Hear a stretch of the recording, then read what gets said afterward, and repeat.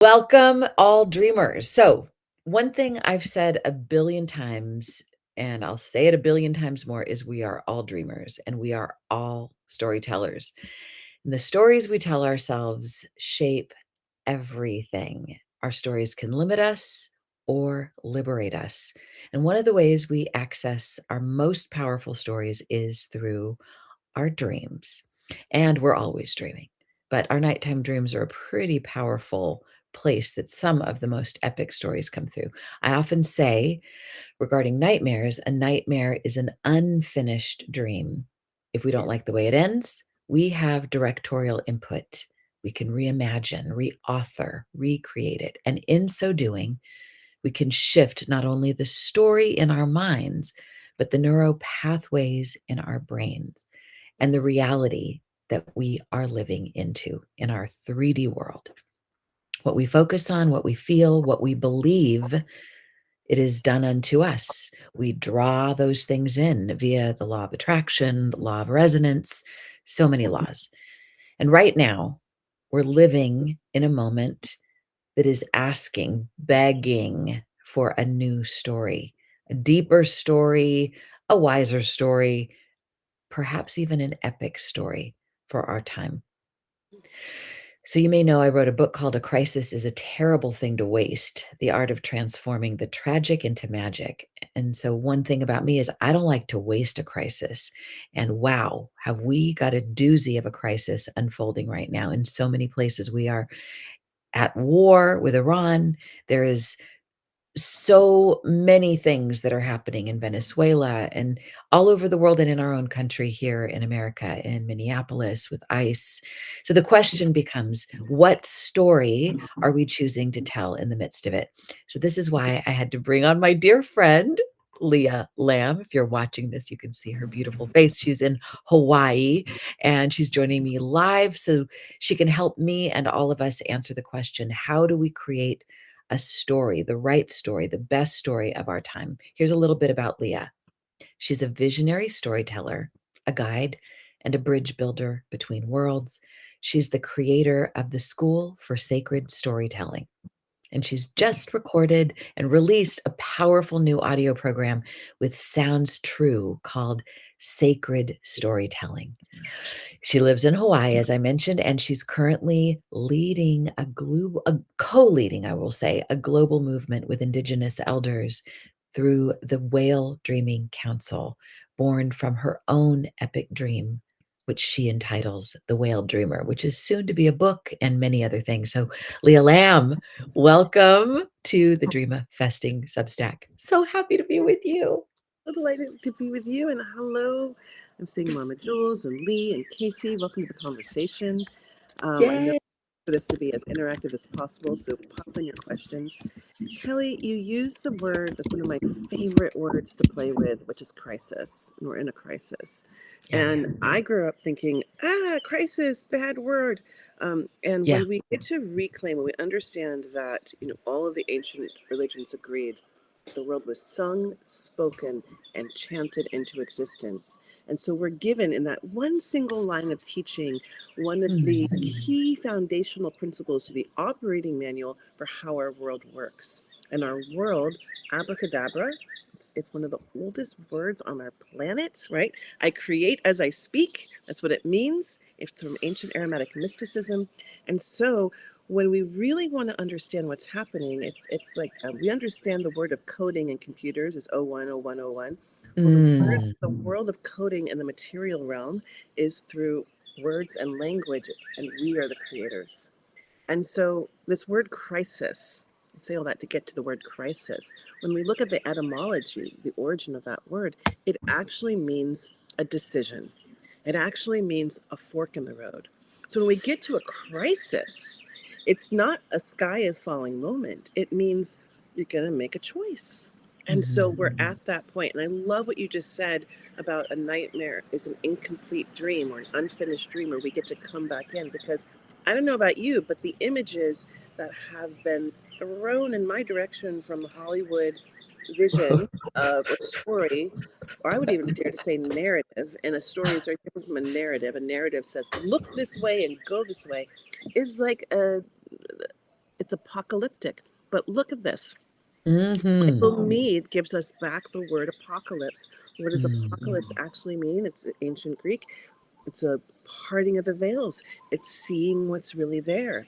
And holy cow, are we in apocalyptic times? And can we like celebrate and start dancing and saying, yeah, we finally must have emerged at a place in our collective consciousness when we are finally capable and ready and have the tools to alchemize and tend to the level of trauma that's been developing on this country in this country in this world. And Mhm. I have to think that the world is working in an evolutionary state to keep going. And so all these things have been happening. And I also love thinking that we're on Team Earth, like we're on Earth School. Okay. We Right. came, our souls came down, we got to inhabit a body. You know, we want to talk about aliens, it's a whole other topic. You know, whoa, a soul is inhabiting biological matter. It's so cool. And Mm. and we get to come here and we get to learn and we get to see the direct physical consequences of our actions. But first, coming back to your work, Kelly, is first like when we have our reins on the dream that we're in, when we have our reins on the story that we're playing, when we can actually tend to and consciously play a role. And we all got assigned roles. I'm just going to keep going, so stop me anytime. You I know, will never stop you. No, no, no, I'm with you. And I'm just asking in the chat if anybody's had an apocalyptic dream. I was just sent one just right before we started, so I'll share that later, but keep going, and yeah. then I wanna talk about Ina. Um, I mean, I think that the big thing that we come to is that we have this opportunity right now when the veils are thin, when we are in apocalyptic times, when we're able to see. It's like it's our Wizard of Oz moment, and we're seeing Yes. behind the curtain, and we're seeing, oh my God, the Epstein files. Oh my God, abuse of power. Oh my God, what is capitalism really doing? Oh my God, what does it mean to be a human being, not a human doing? You know, and it can be a wonderful, wonderful time. I have now lived in through three massive environmental crises, and I'll say Mm, I yeah. was in California during the Tubbs fire. We didn't know how to deal with fires then, by the way. Like it Mm, was unbelievable amount of toxic smoke coming at us. I was in my home was in Topanga during the LA yeah, fires. yeah. I'm in Hawaii. We are in. You guys got the news literally 2 weeks, like a week later than when the storm hit. But we've been in a storm. Like we were in like almost a 10-day storm of rain and floods. You know, what I see is the who you are before the crisis defines who you will become during and after. So Mm, when, like, get to mm, know your neighbors.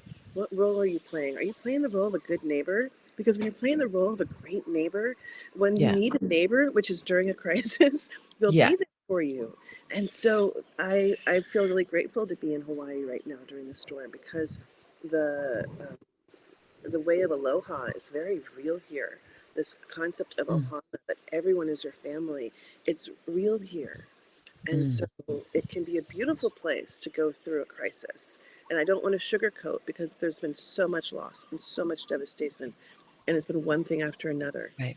you know, but it's a great place to step into who do I want to become when all of the nonsense of life takes off? You know, and that's what a crisis does. Like, you know, if we've gone through a Yeah, health crisis, if you've gotten the cancer scare, if you've gotten the you only have so much time to live, if yeah. someone near you has gotten that, all of a sudden, all the static and all the noise and all the clutter just drops and it becomes this who am I going to be in this moment opportunity. Ooh, And they're power yeah, points in our it can life. be. Yeah, You know, maybe not have to be in them all the time, but yeah. there's so much power that can be accessed in those moments when you wake up to be in the dream. Yes. Okay, so I need to jump in if you don't mind. I'm Oh, gonna just that flow was with you. cute. No, it's beautiful. So as you said, you know, this like a crisis. I sometimes I because of dream work, I always play and pull words apart to see what the hidden meaning is inside. And what I've made up is that crisis is a cry for Isis and not the terrorist organization, but the great goddess. It's a call for like to bring in when we're cracked open. My friend Aurora Winter says, a broken heart is an open heart. So with that open heart, in the place of the pain, we can call in not just ISIS, but we can call in God, Jesus, Mohammed, Buddha, angels, whatever it is, to come on in. So these crises can be, they can make us bitter or better. We have a choice. I don't know that any time in my life, even during, and I've been through a lot of crises, including the recent fire a year ago, fire in Topanga, and then even when I think about going through COVID and all the deaths of many people that I love, including a daughter that I was adopting, which is my biggest heartache. Wow, what was I even going to say? Oh, I Crisis was and going to talk yeah. about how, oh, it's in no time in my life have I gotten more phone calls, text messages, emails from people saying that either they are thinking about taking themselves off the planet. I Mhm. mean, I know people think about it a lot, but I've never had so many people reaching out. I mean, and even around 9/11, when there were so many people freaking in, and COVID especially was such a time of like great depression, people are really suffering right now. People are, they're sensitive beings. People that are in my world and your world by nature, by definition, are sensitive. They're the canaries in the coal mine. They're feeling the what's happening before everybody else does, and they're feeling the brunt of what's happening. And many of these people are saying, "I don't want to listen to the news. I don't want to watch the news." But many of them are, and I think we need to be somewhere in this world and not of it. So what I'm wanting to do, and this is why I wanted to have this conversation with you, is I'm wanting to offer the notion that yes, we can't fix everything. And yes, there are many things that are falling apart right now, but we do have something to say over a very tiny sliver of the pie. But what that little sliver of the pie does could affect everything. Last thing I'll say before I pass it back to you, at the beginning, one of the first pages of A Crisis is a Terrible Thing to Waste. I talk about this study that I hadn't heard about before I started writing that book. That's all about PTG. So everybody's heard about PTSD, post traumatic stress disorder, but there's also this thing called post traumatic growth, Mhm. where in a little less than half the people that go through a traumatic loss, a traumatic breakdown, they come out of it on the other side, and I'm covered in chills as I say this, better. Where so much so that they look back and say, "Wow, I wouldn't wanna relive that again, but I am so glad I went through it because I if it weren't for that, I wouldn't have this particular wisdom or this particular depth or this particular creativity or this particular compassion." So, back to you, and let's not forget about the moon story. The key word that you just said was Yeah. going through it. I'm so glad I went through it. And Yes. I feel like this is something that we really need to be honest with each other about and take a stand for each other. I've been thinking a lot about this idea of fighting. Like, no, we don't want to fight against, but let's fight for the right things and let's fight with love at our side. And we need to fight with and for each other. And what that means to me is when we see and when we feel it in ourselves, this idea of, okay, if we see someone who's not going through it, and if you're not going through it right now, you are asleep. Yeah. You are asleep. You are Yeah. numbing. You are taking drugs. You are watching too much TV. You are Right. eating too much food. You are over consuming something. And I say this, oh my God, it's not like I don't know any of this. You know, it's like the only reason I can say it is I've because, never eaten a right, tub of Haagen-Dazs to soothe right? my ache. Yeah. This is a time when we need everyone in the boat rowing. I just started rowing. I started learning how to row canoe in Hawaii. And I'm so so we get like jealous. 6 to 12 people. And you need Wow. everybody rowing if you're going to get there. And it's fierce. And if you feel one person is kind of being a little dinky with it, it's like everyone else has to carry their weight. Well, folks, we need you all to row right now. And that doesn't mean that if you're scared and if you're feeling paralyzed and if you don't know what to do, that isn't a perfectly normal way to feel right now. But there's three things that you can do. And one of them is And I learned this from Laura Ling, who was being held captive as a hostage in North Korea. If you remember her story, she Mm. was a journalist. She was a young Oh, woman. yeah. Yeah, yeah. The whole thing, it's a whole big thing that we're not going to get into, but Yeah, she was an American reporter being held hostage in North right. Korea. Talk about a nightmare. And she ended up getting out, and I had lunch with her, and I said, Laura, how Wow. did you get through that? And she Mm. said, one, I felt everyone praying for me. I knew that people Mm. could feel them. So some of that Oh, is like God. not getting out of the story that I'm alone takes effort. You have to open up your senses, and you Oh. have to be like, who's on my team? Can I open to receive the seen and the unseen? Can I open to be actively receiving all the love that's been offered to me throughout all of time? Can I just take a moment to be with the pulse of life?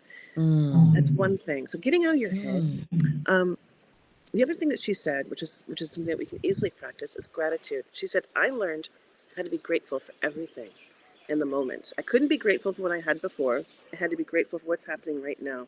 So when she heard a guard whistling, and she hadn't heard music for such a long time, she was grateful for it.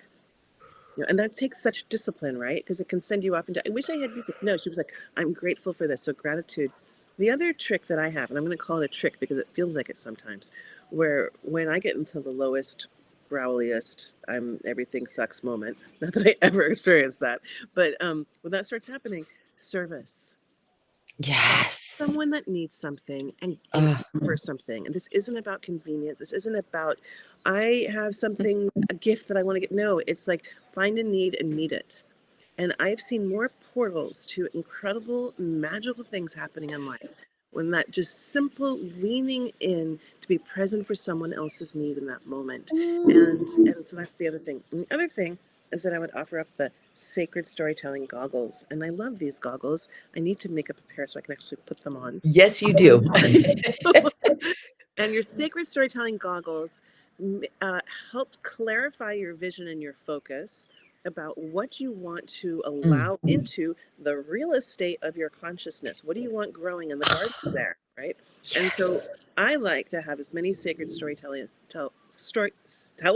and sacred stories around. Stellars. Stellars. Stellar storytellers. I love I love it. that. In the Yeah. next talk, our next talk, um, and what that does is it makes your vision very focused on, is this story in service to life?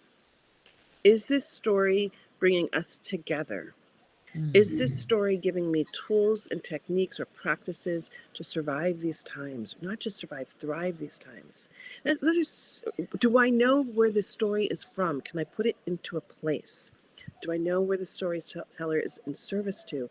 It's super simple because we're hearing so much. We're in the time of news and information, and we're being asked to become Jedis, absolute Yes. Jedis of our consciousness, and to be Yeah. very discerning about what we let in. And I'm not saying, I lived in California for a long time, and there's a lot of that. Don't harsh my mellow. Don't bring me down. And that's not what I'm saying. I like we need to be strong and resilient and capable of hearing wherever someone is in whatever state they're being, and hold center and say, I'm in service to life, to grace, to love, to unification, and I'm going to stay right here, and I'm going to call on earth, I'm going to call on spirit, I'm going to call on all the goodness of life, and I'm going to keep being here. And I can hear your story, but I don't have to. And this is the hardest thing for empaths. I don't have to take it on. Right. I can just sacred storytelling goggles, watch the show, go right on by. Ooh. It's Ooh. Okay, those I wanna reiterate what you just said because I want everyone to take those and multiply.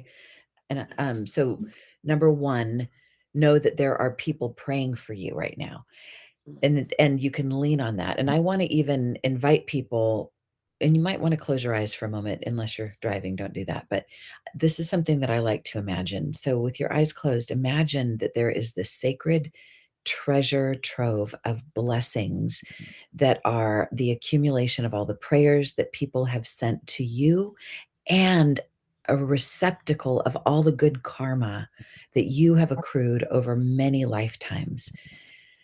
Let's call on that. Let's just see it like it's a giant treasure. It's like a mountain of gold and diamonds and rubies that are full of good things for you. it's time to call on that. Let's like open up that bank account and like let that trust fund in. So let's just imagine that we can access that treasure trove of prayers and blessings and good karma and good vibes. Taking a breath and breathing it into now because we need it. And I would say sometimes I say, I'm not just calling on my angels, I'm calling on all y'all. And I'm recognizing that all y'all are wanting to help. So that's the number one that Leah said. I'm coming back into now in the gratitude. This is so important. So we are being grateful for every little thing, even just if we have running water, we're not making that water run. We're not making our dreams happen. Like there's so many things that are automatic that are happening for us that we often just take for granted. So great gratitude. I would say radical times require radical gratitude. Even like a spider web, like, oh my God, this is art that I didn't even create. And here it is, whatever that takes. And then you said service. Okay. I want to add to this for dreamers. So many people at night, myself included lately, wake up in the night with like a jolt of electricity, a jolt of cortisol, like, like, oh my God, I got to do something. I got to run around. I got to do something. And we have a hard time getting back to sleep. And I just talked about this on the healing power of your dreams on my show on the UK Health Network with Samantha Fay. Um, One of the things we can do at nighttime if we're having a hard time sleeping, that's a good time to pray for somebody else. Somebody in your family, is hurting, somebody in your community that is hurting, or even just the generic, let me send out a blessing to somebody who needs it right now. Maybe let my dream time be a vehicle for that prayer for someone else. Buddhist friends I know, one of the things I've learned, if nothing else from all of them, is if you want a blessing for yourself, wish one on someone else. Whew. Okay. And then the goggles, that real estate, the looking at what we put in here. I love those, the storytelling goggles. I would say the dream goggles. Yes, this is where it becomes not effortless because we want to be in this world, but not of it. So I borrow this little bit from A Course in Miracles. Look at the crucifixion, but dwell not on it. So we can look at the news, pay attention to it for 5 minutes, and then we come back and do our work. So it's not an either or. So that we do. I love what you said about the real estate in here. We treat this like it's a sacred garden. What stories are we telling in here? Okay, so on that note, Leah, I know you've got 1,000 things to say, but I insist that you tell the story about the moon, about the Ina story. Would you be willing? Yeah, and I what I want to do is really honor that this is a Hawaiian story. It's of a Yes. Hawaiian lineage, and I am very new to it. So I want to be very respectful in saying, if you really want to hear the Yes. story from the people who carry the lineage, please go Google the story. It's Hina, Hina, and hear it multiple times. And what's beautiful about these old myths and stories is that they will live differently in different people, and they'll speak in different ways. And it's an oral tradition. And in oral traditions, I don't know if you really tell a story before you've heard it like 20 times. I've only heard this story twice, 3 times now. Okay. So I want to be really respectful in terms of how we listen, and to the demand that has arrived in terms of, oh, I want what's in the story. So I want to remember meeting the moment and like, okay, there's a call for this story, not a demand, a call. Um, so this is a story of Hina, and it's the moon. It's the moon, and it comes from Hawaii. And this story, Hina lived in Hana, and she was extremely skilled at making fabrics and doing this design work on fabrics. And it's a very coveted skill in Hawaii. And her husband really liked what she was doing, and he took everything that she made and he sold it as his own. And he was really good at it, and but she also had this sensibility that there was a much better life out there for her. There's a much bigger expression of herself. And so she prayed to the gods and really asked for a way out of that world. And they answered, and they answered by sending her a rainbow. She climbed the rainbow, but she climbed, she got too close to the sun. She started to get blisters. She had to go down. And as she went back down, there was her husband mocking her for her failed attempt to escape. She gets back to life. She's doing her thing. But still, this call for something greater just began. It would not leave her alone. So once again, she prayed to her gods and she said, please, please, please give me a way out. And they sent her this time a moon bow. A And this moon bow, not a moon bow, rainbow, a right? moon And bow. these are real, and they are they're seen as incredible gifts when we see them. And as she was sneaking out and climbing up the moon bow, she began to feel this tug, and it was the tug at her leg, and it was her husband, and he was not going to let her go. And she realized that if she was truly going to make this escape, if she was going to leave that world, she would have to leave her leg behind in it. And if she wanted to keep her leg, she would have to go back. And she realized in this moment that a sacrifice would have to be made, and she gave over her leg so that she could continue. And she climbed back up into the moon, where she now lives. And she's now known as Hina of the Moon. And the thing about the moon is that she shows us all the time, what it is to be seen in one's fullness, and also what it is to be not seen in one's fullness, and that she herself never changes, but what others see and how she affects them does.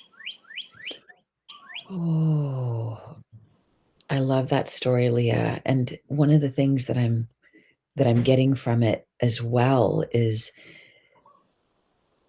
I mean, I love the idea that we want it all at once. We want our all of our limbs. We want it. We want freedom. We also want connection. We want all the things all at once. Veruca Salt style. I want it and I want it now, daddy. But we don't always get it all at the same time. Everything we have requires some form of sacrifice. And sacrifice, if we break open that word, is about the process of making something sacred, giving up some, and sacre is also about blood. There's like blood involved. There's some kind of offering, some getting rid of something lesser or something less necessary in order to have something greater. So perhaps there's some parts of ourselves, maybe even our innocence. I know it feels like sometimes I feel like the little girl that just discovered there's no Santa Claus, and I just want to cry my head out when I'm aware of the brutality of this world and how unkind the systems behind the war are. There's like, how can people make decisions that would harm people, harm so many people, harm so many innocent people? How for profits? How, uh, like, when I even feel it for more than a minute, it's like it could take me out. So, there's a sacrifice. I have to give up my innocence, the little girl, idealistic part of me, but not so much that it takes all of me out. And I need to still cling to something. Like you said, we have to sort of fight. It's not default mode to come into a better story. We have to fight for it. Like the people that are calling me and telling me that this is a hard time for them, not only are some of them flirting with the idea of not being on the planet, but so many of them have said, "I've either lost my sparkle or I'm losing it." And I'm like, "No, we must fight to keep our sparkle. We can't just go down with the ship, down with the canoe. We're needed." So, as we wrap up this conversation, Leah, what's something that you're doing in the realm of storytelling? Tell us maybe about the whale dreamers, to keep your sparkle even when you've just gone through a tremendous weather pattern of things being lost and yet some things remaining and beauty remaining. What do you do? Yeah. I mean, I think about it as when you're in the well, how do you find your lifeline? Like, how do you find the rope out of the well? And I was out walking the other day, um, with that very question of how how do we live in these times? How do I understand what's happening in Israel, in Iran, in Iraq, and all around the world? All the people speaking out about the Epstein's, like, how do I live with that, and how do I live right here in the place where I am, taking care of the waters that are polluted right now, taking care of these trees, these lands, these birds, these animals, these relationships. Like, And what's my this responsibility? bird, this animal. Right, right. Hello, like, Yeah. how do I, do that? And sometimes I often go to nature. I'm like, how do you do it? And so I went to the body, and I was like, body, like, when a piece of the body has cancer, what do you do? Right? So, and and it's like, because it's not like you're disconnected. It's not like the same blood doesn't go by the part of the body that has cancer and then flow to all the other parts of the body. And so and I was thinking of, oh, that's our internet, those are roadway systems, right? It's like we're all connected, we're all actually being fed by the same systems. But then I thought, well, it's the foot's job to walk. So the foot needs to stay very healthy so it can walk.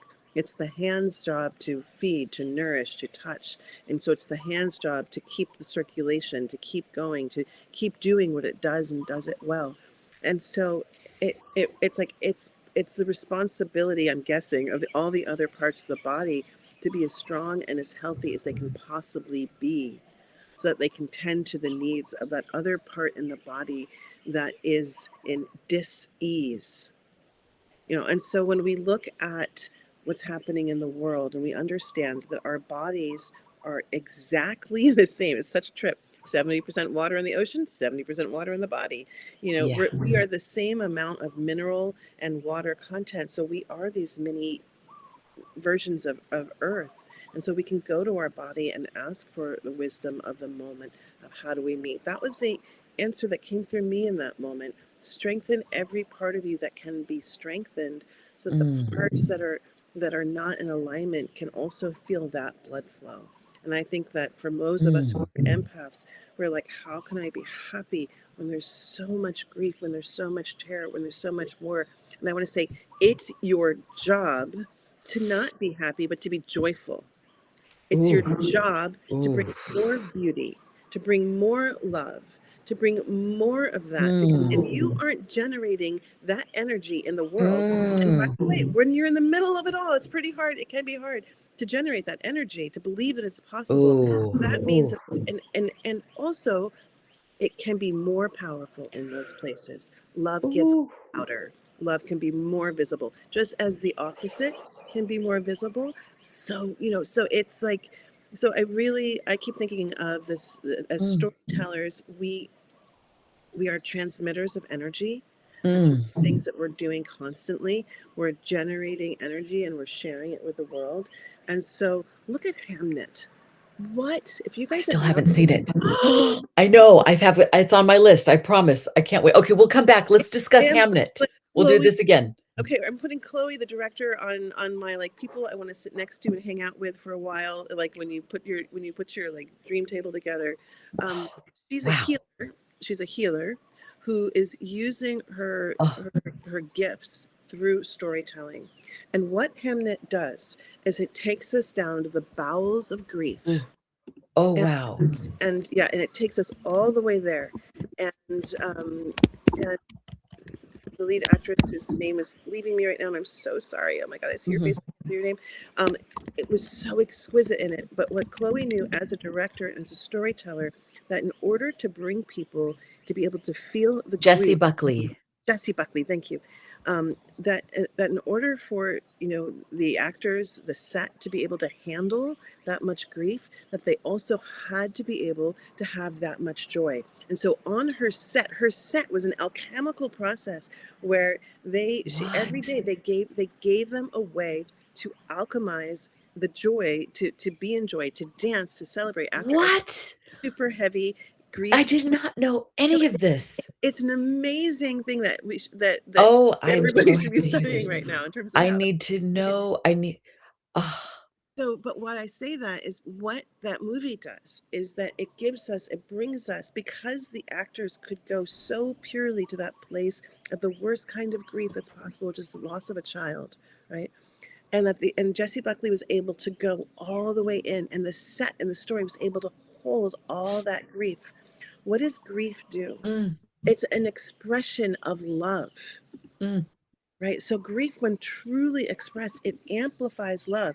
Now and then, what I've been learning from the grief doulas is that grief as an energy can be toxic. So once it's out, you gotta let it. Oh. You don't want to live in a state of grief. Okay, so you got to keep going. You got to cleanse. You got to clear. And so that's what Chloe was doing. She had that understanding. So every time they do a huge grief scene, they would cleanse. They would clear. They would dance. They would celebrate. They would move the energy. And so I'm saying that because that's what gives us the courage to keep going. That's just, Mm, we need to grieve. We need to feel. It's like it's the way through, but we need to clear it. We need to keep moving through it. We need to gain more joy and more beauty, which gives us more power and more mm. courage to come back around and be willing to be present and alive and meet the moment that we're in. Oh my God. I have to say, there I was a speaker at something called Joy Fest LA, and this was about a week, maybe 2 weeks ago, and one of the things that I said at the beginning is, "Are we crazy? Like, we're in a time of such crisis." It would seem to the thinking mind, to a thinking person's mind, you can't spend a day, you're an adult, a day at Joy Fest with all these bright colors and twinkly lights and things to make you happy, good food, and I said, "But what if it's an act of rebellion?" Like these Parisian friends of mine, Dana and I had a trip to Paris a few years ago. I can't remember exactly when it was, but it was right after there had been a terrorist bombing in, like, right in the middle of Paris, and that's right where we were staying. So this was just very soon thereafter, and there was a woman that I became friends with, and she was telling me, I said, "How did you cope with that?" And she said, "The very next day, we went to the cafes, right to the ones that were still standing, and we ordered cafe, and we sat all night, and we talked as if nothing happened, even though we were shaking, we were crying, we were so scared, but we joined arms, we joined hands, and we forced ourselves to go back out into the cafes because we are a cafe society. This is where so much love and so much creativity, so much passion gets expressed. They're not taking them away from us. So they forced themselves out night after night until it stopped becoming so harsh. But it was a forcing oneself. It wasn't a default mode to go out to a place that had just been bombed. They took their life in their hands going out to this cafe, but it was like a "F you, terrorist. You're not gonna take that from me." And we could say that to warmongers, to the people out there that are masterminding, puppeteering, whatever harsh, horrible things are going on in this world, claiming our joy not as an act of stupidity or naivety, but as an act of rebellion, an act of, like, self-sovereignty. Because if we're part of this canoe, it's hard for me to row when I am horribly in the depths. I can't row then. It's like I gotta find some joy in order to have the energy to row, and You know what they do to row? They chant, they sing. And it's like what I'm thinking of is right what you're talking about is we've got to be willing to be uncomfortable. And we've yeah. been raised in a society, I was raised in a society where we're kind of trained to become comfortably numb. I love how much you feel, Kelly. I love you, Leah. I miss our walks in person. Now we Sorry. do virtual walks because Leah, I didn't say this at the beginning. She used to be my neighbor in Topanga. We would have these long walk and talks on Red Rock.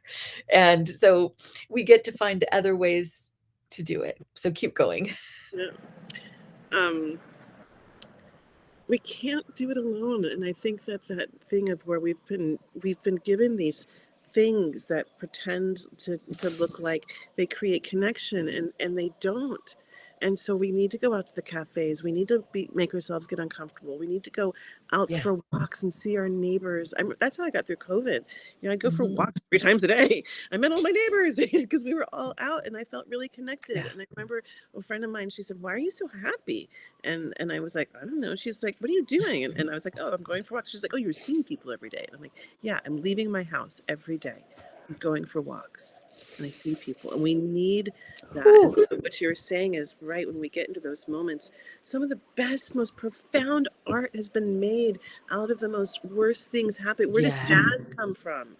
Yeah. It's like we, when we're willing to open and make the pain into beauty, like reggae, it's like pain into beauty, Yeah. a call for something better into something that looks and sounds beautiful that you got to dance to. I mean, Yeah. that's a good life. So let's not pretend that we Yeah. can't have a great, beautiful life while everything that we know changes around us. It's so true.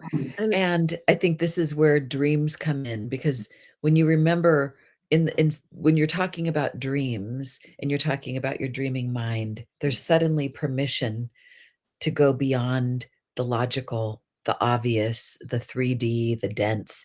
We can go into that childlike imagination, as Julia Cameron called it, where the walls come down and where we can say, what if? What if? So if this were a dream, because it is a dream, so it's actually a dream, let's just take a moment, even just in the silence, to for us to all, like, we're holding the space for you to think, if this were a dream, with whatever whoever's watching and or listening, whatever you're going through, if this were a dream and it was nightmare-ish, it just means it's unfinished. You get to be the Steven Spielberg of your own life experience, of your own dream. So what would need to happen? What would be possibly the best case scenario that could be right around the corner? If the darkness was truly just before the dawn, this ending that we seem to be in the midst of, in this Piscean time that is dark and underwater, deep at the bottom. Maybe there's some beautiful whales at the bottom of that ocean, and it's dark down there, and maybe we're all gonna get on the back of a beautiful whale together, and we can let that whale ride us out through a portal into another place. What might be your dreaming mind's way of weaving this story into something that actually gives you juice? I'm gonna go with the whales. Maybe they know something we don't know. Leah, I'm gonna let you wrap this up in a bow, and I know you've got before you do that, I always every time I do any post on Substack, I want to honor the people that are subscribing to my podcast, or for not my podcast, subscribing to my Substack, and also the paid members, just because it's like, oh my God, it really helps. It really helps to keep going as a creator. Like, those little donations make a big difference. So I always want to add something extra special for those folks. And so, Leah, I know you've got something special that you're going to add, and we'll put that in, and that'll be available for the folks that are paid subscribers. What is that? well, you just inspired me, which is I was going to do a meditation, but based on what you just said, I have a story structure that helps you Ooh, build vision stories. And so it guides you through a process of going into the future, seeing the thing that tells you that we made it to the other side, and it's a world that you really want to live in. And it ooh.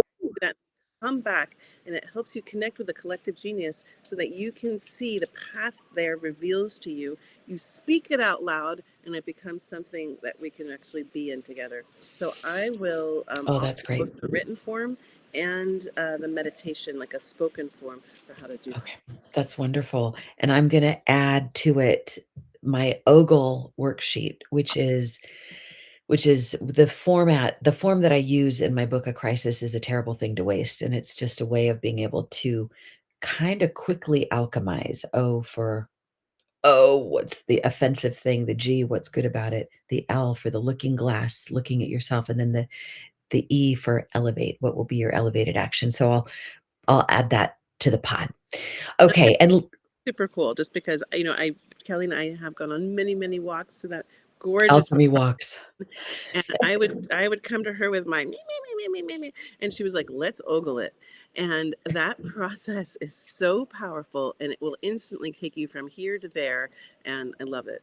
I love it. Thank you, Leah Lamb. Okay, you've got some really cool stuff coming up, and you're not doing a lot of marketing about it, so this is all kinda hush No. hush. So tell people what you've got up your sleeveless sleeves Basically the there sleep. in Hawaii. Well, one thing I'll tell you about that's brand new, it's called the Whale Dreaming Council. And this is a convergence of people who want to stand up and sing their songs, be connected to their dreams, but also be grounded in science, understand the ecology of their homes, and really collaborate cross sector and understand the power of story. I know that's kind of hard to understand, and we're in the process of its grand emergence. And twice a month we meet, and we have oftentimes with Indigenous elders who talk story to us and help us remember our foundational understanding and connection to our whale family. And that opens up conversations, deep conversations about relationship and intimacy and how to listen. And then we come into another meeting every week where we do, every month, excuse me, integration sessions. We get these big downloads, then we integrate them as a community. And then it's a place where our community gets to really rise and shine. So it's a really beautiful, interactive, collective space. And eventually we're going to point this energy that we're building towards taking practical action to protect our whales in our water. But right now we're building who we are as a community. And then the Where classes that can people find out about oh, that? thewhaledreamer.com. Thewhaledreamer.com. Yeah. Okay, so keep going now, the class that you've got coming up. It's a class designed by renegades. So I teach this process called wisdom stories, which is where you take something that happened in your life that was super challenging and still alive, and we go through the beautiful process of alchemizing it into a wisdom story. And I have this group, and they broke all the rules, and they were so fun that we just kept going. We said, well, the class is over, but we're going to keep going, so because they started really deepening in their class, and then Mm. such renegades that we Ooh. decided to keep going. And so we're going again, but we decided to open it up to a few more people who want to be renegade storytellers. And it's for people, Ooh. here's the heart of your story. We're doing deep story work in terms of how to get inside your story so that when you tell it, you're really telling it from another place because you've healed and alchemized what's happened. It's a really sweet, wonderful, caring group. And I'll send out an email later today about it. What's the link to that? You got God to knows. email me at info@leahlamb.com. We're so renegades that we don't even, I'm not even making a big, I'll send an email about it, but I info at, just posted the link in the chat. yeah. And info@leahlamb.com and thewhaledreamer.com. Leah, thank you so much for this conversation today. And I want to acknowledge you, by the way, your Sounds True program, Sacred Storytelling, is so phenomenal. You and Tammy Simon co-created something so beautiful, and it sounds true for everybody. Everybody knows what sounds true is. I mean, it's really like top-notch mountaintop level, and what an honor I mean, it makes sense that they invited you to do this, and you nailed it. It is like not a wasted syllable. Every word is just elevating and deepening and so empowering. And we are all sacred storytellers, and you are so inclusive in the way that you weave the stories. You bring in so many of the mythologies of the old, and from all over the world, as well as your own personal stories, and the way that you bring us all in. It's just incredible. So thank you, everybody, for joining us on this live Substack. It's a bit of a renegade act for me too with Leah. We're like, how do we do this? I've only done a couple of these before, and it's so fun. How do So we get thanks for joining. your new radio show? Oh, yes. Yes. I'm so excited. I'm doing a weekly show, a weekly live show on UK Health Radio. It's the world's #1 health talk radio network, which is super exciting. The show is called The Healing Power of Your Dreams. I'm co-hosting it with Teresa Chung. She is the dream queen extraordinaire of the UK and beyond. I mean, she's really a global dream goddess, and she and I are just kind of powered together, and we've got wonderful co-hosts and co-presenters that come in. One of them is Margarita Mitchell Pollock, who is the former Miss UK, and she's a journalist from all and a producer from a lot of the big television shows out there. We've just got great people. We had Andrew Harvey on today. Oh my God, Andrew friggin' Harvey talking about the Magdalene Revolution. I was like shaking. And we had Samantha Fay on today, and she's got a show called Psychic Teachers. Really brilliant work. Anyway, this show is a lot of fun. You can go to UK Health Radio and put in a search for the healing power of your dreams. I'll be posting more about that. And Leah, I'm going to have you on that show. So more will be revealed, because this is a time for storytelling, but we got to tell the right story. We got to tell a story that keeps us in the canoe, rowing our boat gently down the stream, merrily, merrily, merrily, because life is but a But dream. I love you, Leah Lamb. Thanks, Kelly, everyone. Until we meet again, don't take your dreams lying down.